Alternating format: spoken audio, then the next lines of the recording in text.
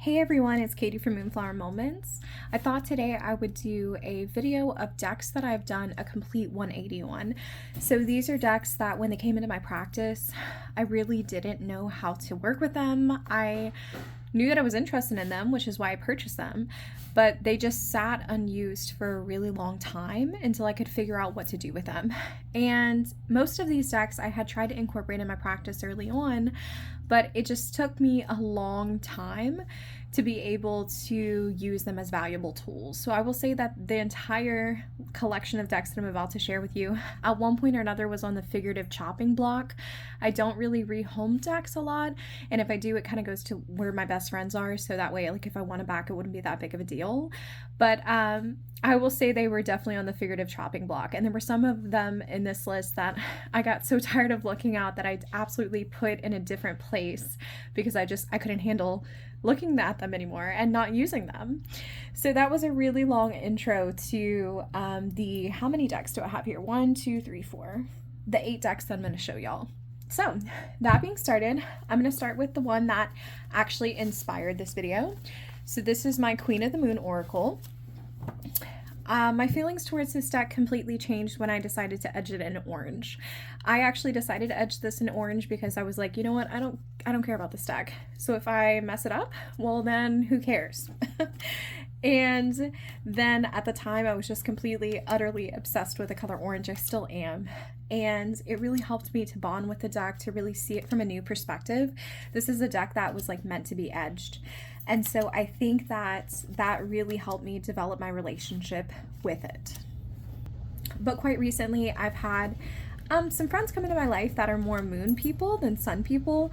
I'm definitely a sun person. I'm married to a sun person. All of my major house placements are in the summertime season.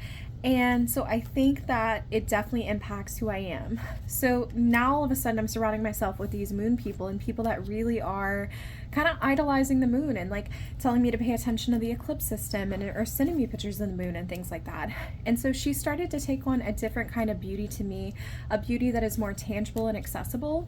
And I've been using this oracle as a way to kind of work within that energy. So I think it makes sense that now we are moving into the darker part of the year that I would gravitate towards looking at the moon rather than a lot of my summertime, absolutely happy, joyful, very bright, full power kind of oracles. So I think that this one, I just had to wait till the right time to be able to appreciate it. But I love it, and like I love the artwork. I think the guidebook is just terrible. I don't even bother looking at it, but I don't need to. Sometimes I just need like a quick word like this and I'm good to go. So this is actually the deck that inspired it, because I would say this is probably within my top, I'd probably say within my top 10 oracles. I think it definitely made that cut. I don't know what number it placed. Either way, it definitely was in my top 10 now that I'm thinking about what I had. All right, so the next one would be my Little Wizards Tarot. This is called my Harry Potter Tarot. This one doesn't make it on my tarot tube a lot because this one actually lives upstairs. I have a little altar space that is next to my Harry Potter books. And so when I'm sitting in my little reading nook, I'll oftentimes just pull a little Harry Potter card. But the reason that this deck didn't work for me for so long is because of the fact that it has this awful, terrible, really, really sticky rose petal finish. And this was when rose petal finish was like all the rage, which, I mean, I like how the way the cards feel and I like the artwork, knowing that the rose petal gives it this like bright capacity and like these really deep, rich colors, but I do not like tangibly working with this deck. However, as I've worked with it over the years, I've been able to really break in the cardstock, and so it's a lot less rose petal-y than it used to be. So I've come to see it and appreciate it from that regard. But when I first moved into my house, my tarot room, the place that I pull cards in and the place that I film in, it just really felt like it had a lot of dark energy in it. And so I decided to do a tarot reading, and for whatever reason, maybe because this was my newest deck, or maybe I just felt like I needed something with like a more childlike energy to kind of work with the stagnantness that was in this room, I decided to pull for my tarot room with this deck, and I got some really kind of horrific cards. Like, every card that is negatively portrayed, and that's funny because Five of Swords, of course, is one of them too, came up in like a 12 card spread about what had happened in this room before I had gotten into it and things like that. And it did feel really reassuring to me to see the energy that I felt in the card, like in the room, like reflected back in the cards. But after that experience and after that deep crying of knowing that like it would take me a long time to rid the space of that energy and kind of bring my own energy into it, I think that this deck kind of got a bad rap for that reason. So I will say that when I got it, it sat for a really long time. And then when I was finally like, look, I paid a good bit of money for this deck because it is indie. And as you can tell from my channel, a lot of my decks are mass market decks because it's what I can afford at that time. And so I really felt very angry at myself for like, kind of buying a deck that was more expensive and not using it. So I brought it upstairs. I set up with like my little Harry Potter altar. I use these cards almost every single day before work because I am a teacher and this is of course a school setting. And so now that I've kind of given it its own purpose and I very rarely use it in the tarot room, I think I've rewritten those associations with it. And it does make me really happy. Like I love seeing this. Like why not see Dobby, you know? Here we go, another Dobby card. Like maybe like these two cards don't make me that happy, but the deck itself really does, and it's beautiful. And like I've always been a massive Harry Potter fan. My brother and I got matching Deathly Hallows tattoos when I turned 18. So the first piece of ink that I ever put on my body was a Harry Potter tattoo. So, you know, I'm trying to see this deck for what it is, and it's really well regulated in my room. So I will say my feelings towards this have completely shifted, and it doesn't help too that it has like this pretty purple edging. It's very good for this time of year. Okay, so the next one is one I did a massive 180 on it. Actually, I would say if it was even more than 180 if that makes logical sense. And that's my Crow Tarot. This is the deck that, oh my god, I was so mad about this deck. So I bought this deck for my husband because he loves birds and he ended up hating it. Like, I think it was just because he was in a place where tarot was not accessible to him. He was experiencing a lot of burnout during work. So I don't necessarily think it was the deck's fault. I think it was just like, it wasn't the right time for him to work with it. And so I was like, well, I don't like birds. So like, what am I supposed to do with this deck? So it sat in my collection unused forever. And this was like one of my first like 10 decks that I had ever bought. And so I remember getting so angry and so frustrated because it was like taking up space. I didn't want to do anything with it. The crows like did not want to talk to me. I absolutely hated working with this deck and I couldn't get past it. And then one day I was like, you know what? Like if I am not going to give it away, because I try really hard not to re-gift decks. I know that like other people do, and I think that makes sense. But like for me, I really try to be very slow when I give things away, and other people do as well. I'm not trying to insinuate that they don't.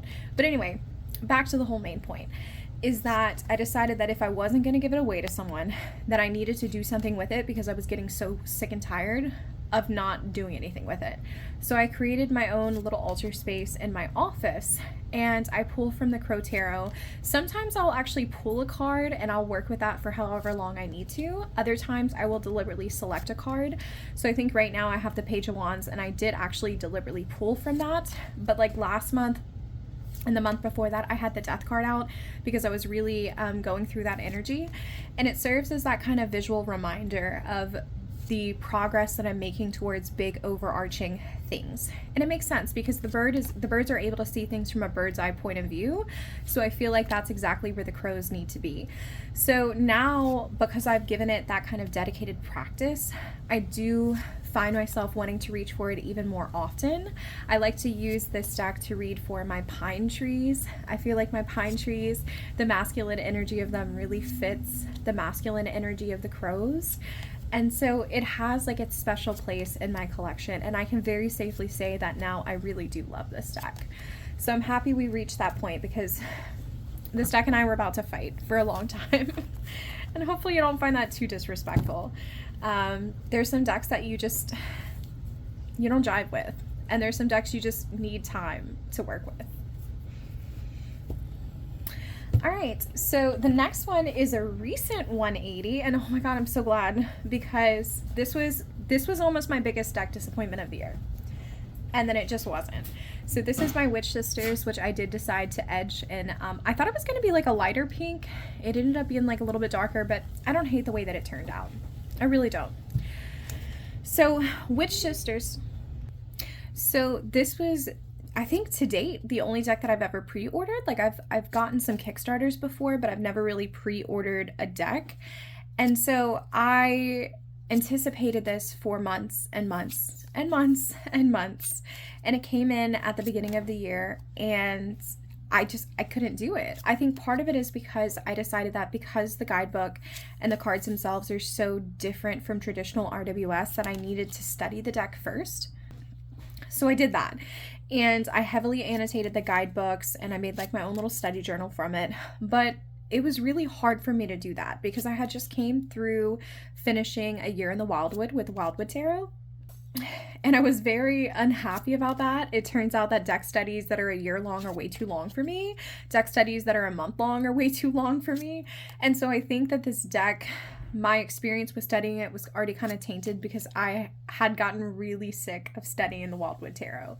So I don't think it was this deck's fault at all. I think it was 1000% completely me and something that I needed to work through and kind of sit with. So I had this on my shelf for quite some time, and a few weeks ago, someone had mentioned to me a quote about sisterhood that I really wanted to reflect on. And it was essentially about finding the power of the world through sisterhood and finding the safety to develop yourself through sisterhood. And so from that experience, I decided I think I do need to pull the Witch Sisters, because the Witch Sisters does depict sisterhood in the sense of all of these women are labeled as witches. And so they need to band together as a sisterhood. But because these are individual portraits, these women are on their individual journeys. And so I felt like it really thematically fit with what was going on in my life. And I pulled, I think about 4 cards in my garden. And I sat there and I read the guidebook and I took notes, and it ended up being like, I kid you not, like an hour-and-a-half long tarot reading. And it was exactly what I needed. This is a deck that I needed to go slow with, and I needed to really contemplate and meditate on the meanings of the cards. It's not one that you can rush through. So after that experience, I know firmly in my heart what this deck is very well used for, and that's exactly where I want to be in my collection. If I have a bunch of decks and I don't know what purpose they serve or what tool they kind of act like in my collection, then I become very easily assigned with deck overwhelm. But when I find a role for a deck to really slot into, it's okay if I only use the deck like once every 6 months or even once a year, because I know what I need the deck for and when I need the deck for it. And as long as I'm able to conceptualize that in my mind, I'm good. So complete 180 on this one. This one I almost really did consider giving to a friend. And then I did that reading with it. And I'm so glad that I decided to wait, because I think this deck needed to find me in the time that I needed it. So I'm excited. I'm excited to work with this one. I think I'm going to pull it even more during the fall and winter season. And so I think this one's going to make a lot more appearances on my YouTube. So Witch Sisters. You know, and I kind of felt like envious, because while everyone was like kind of going on and on and on about it, we weren't friends. But I think now we're friends. So we're getting there. Okay, next. All right, next is going to be one of my favorite decks that I've ever edged. So this is Earth Wisdom, and I have edged it in like this deep purple. I really like it. So Earth Wisdom is super tiny. This is not a big deck at all. And this is one I wanted it for a really long time. And so I bought it. And then I didn't know how to use it. And so I was like, man, maybe I really don't like oracles. And I went through this whole spell for like almost a year where I told myself, I don't think I like oracles. And I think part of it was because I had anticipated owning this deck for so long. And then when it came in, I was like, I don't really know what to do with one keyword that says understanding. I don't really want to know what to do with like relief. And I know that you can pull spreads around these words, but it just didn't sing to me the way that I guess I was used to. And once again, I think it was just like where I was in my journey. Now I'm a lot more comfortable with using oracle decks that have like keywords instead of titles. Traditionally, I've always preferred the title because it allows me to be more kind of open-ended with my readings. So I think that's me. But quite recently, I was flipping through this deck, and I'm pretty sure I was flipping through it on camera. And I realized exactly how healing these keywords are. I think this deck should really be relabeled and kind of resold as more of a healing deck, because words like self-acceptance, even to a certain extent practical intuition, clarity, responsibility, awareness, inspiration. I love this card so much. I think that some of these words, when you work with it as a healing deck, really are incredibly powerful. So I decided to use this tool in that kind of way and started pulling healing readings around this when I was going through some stuff, especially about 3 months ago. And it absolutely did amazing. So it was a great example. They also have Heal Thyself, I think, like 2 times. So I had pulled this card in particular one time when I was really going through some shit, and it just kind of became like my mantra, like heal thyself. Okay, I guess I'll do that. And I like these like divine love things as well. It works for me. So as a healing deck, this deck totally 180'd, and now I think this is one of my best tools for when I'm going through a really bad rough patch and I need a little pick-me-up and a little bit of healing. Okay, next. This one I actually did regift, and then I bought the pocket edition, and it made all the difference. So it's gonna be my pocket Archetypes. I love the bag for this. I got a little round bag. And I have the cute little tin version. Sorry, y'all. I know my hands have black on my edge to deck today. I cannot get that stuff off. If anyone can tell me how to like get the Tombow marker off after you edge the decks, like soap and water was not working, y'all. I need to know. But I'm kind of thinking, should I edge this? Has anyone ever edged a circle deck? I feel like that would be a pain in the ass. Anyway, so starting off with this, I think I did a 180 on this deck like twice. So when I had the larger version of this deck, I got it in, absolutely fucking loved it. It was quintessential early journey, like maybe one of the first 5 decks that I ever bought, used it all the time. And then I moved into this house, you know, I moved into a new place, and I just stopped reaching for it. Don't know why, don't know what happened. And then it sat in my collection for so long because I wanted the connection that I used to have with it. And it made me sad, and it made me angry that I had kind of essentially fallen out of love with it. And I don't know why, other than the fact that perhaps when I had moved into my house, things felt a lot more settled. So I wasn't doing these kind of big picture readings that I find that the Archetypes decks really suit for, you know, in terms of just defining what different phases are. So I initially loved it, completely fell out of love with it, joked about giving it to my best friend's brother, and he kind of waited for it for about 6 months, and then I was like, you know what, fuck it, I'm giving it to him. And so I did. And so I did give the larger version away, and then I said, you know what, let me try it in the pocket version. And when I bought it in the pocket version, I did find myself reaching for it and gravitating towards it more. I just did a Wheel of the Year reading for a client, and I pulled one of these cards for each of the monthly energies, and I find that it really sings well there. So now that I've started doing a lot more client readings, I found myself really falling in love with this deck again, and especially the small size. I mean, I have very small hands, so I think that this just makes it a lot more accessible to me. So I've never ever in my life like rebought a deck for a pocket oracle, but I will say now, if accessibility is an issue, I don't think that I'll ever have a problem doing that again, because I really should have gotten the pocket oracle immediately when it came out.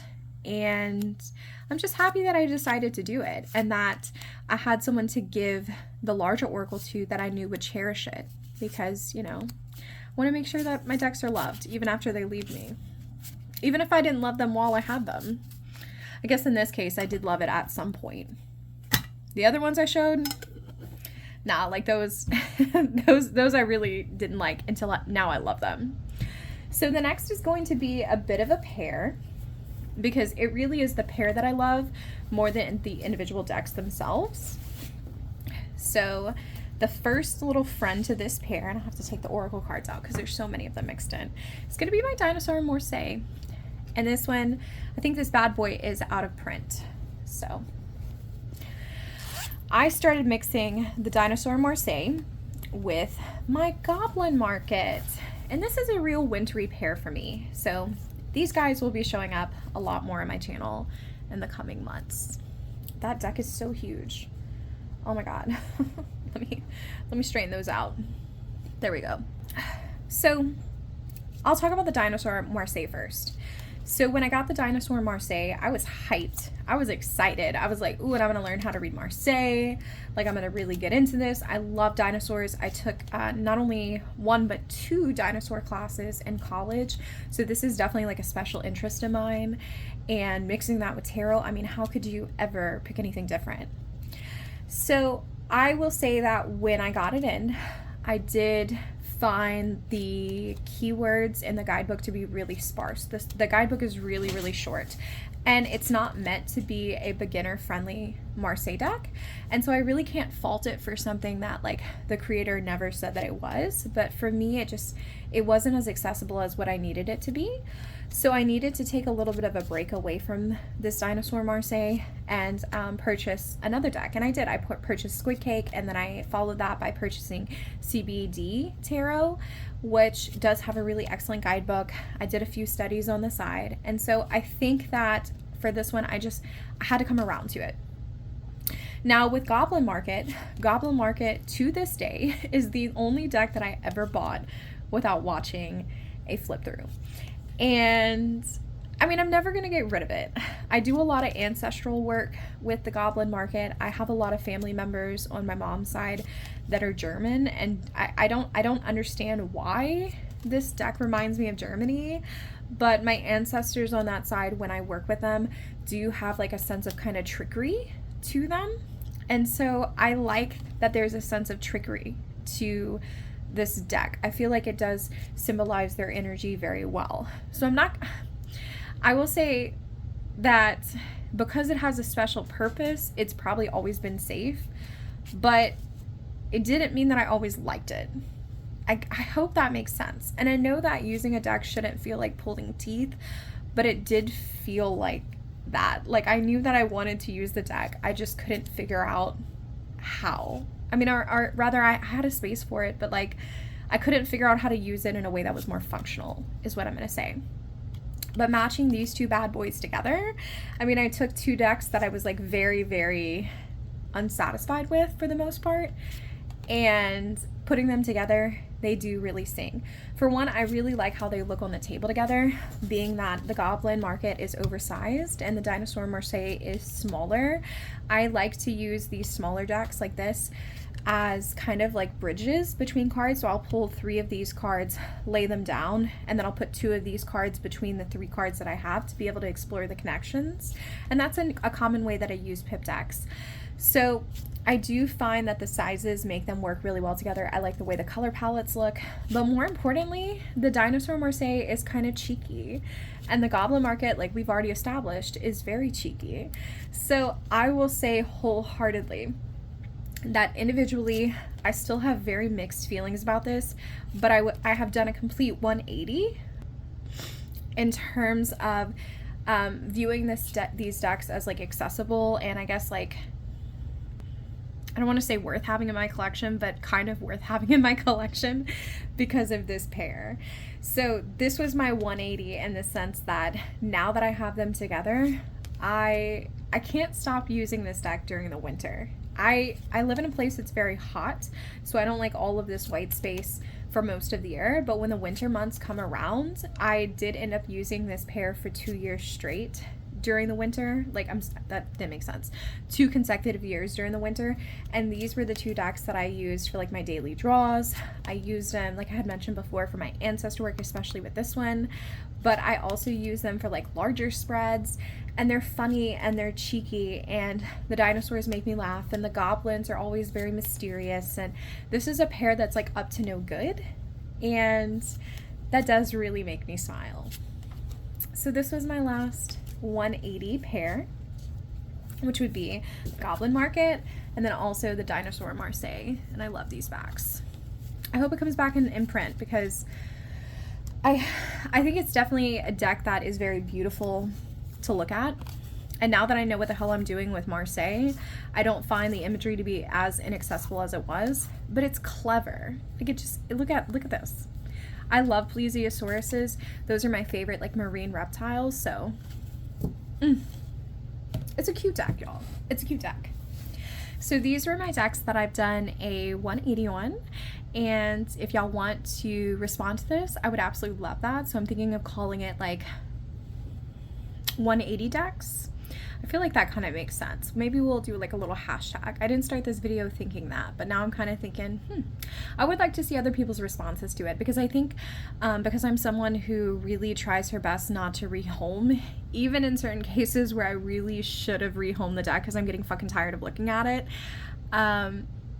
I think it's cool to see how our taste can change and our taste can evolve, and how we can wake up one day and a deck that has been kind of plaguing us or haunting our collection all of a sudden becomes like our favorite deck. Kind of similar to how the Queen of the Moon Oracle was for me. I mean, I didn't use that deck for an entire year and a half and hated it, and then all of a sudden here it is in my hands and I love it.